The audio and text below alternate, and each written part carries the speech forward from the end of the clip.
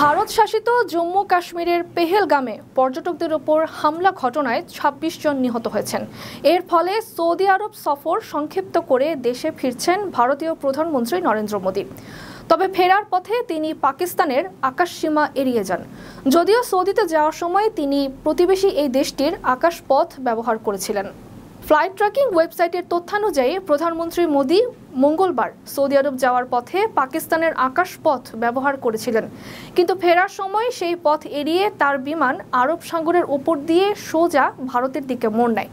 পরে গুজরাট দিয়ে ভারতের মূল ভূখণ্ডে প্রবেশ করে বিমানটি উত্তরের দিকে উড়ে দিল্লিতে পৌঁছায়। মোদীর সৌদি সফর মূলত বুধবার রাতে শেষ হওয়ার কথা ছিল, তবে কাশ্মীরের ঘটনায় তা আগেভাগেই শেষ করেন তিনি।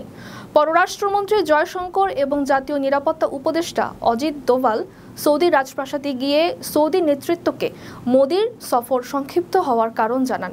পরে সৌদির পররাষ্ট্র মন্ত্রণালয় এক বিবৃতিতে এ হামলাকে সন্ত্রাসী হামলা আখ্যা দিয়ে এর তীব্র নিন্দা জানায়।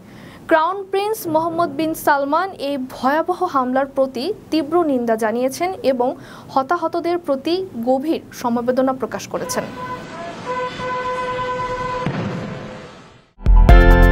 বিদেশ থেকে প্রিয়জনকে উপহার পাঠান প্রবাসী শপের মাধ্যমে। যোগাযোগ করুন স্ক্রিনে দেওয়া নম্বরে।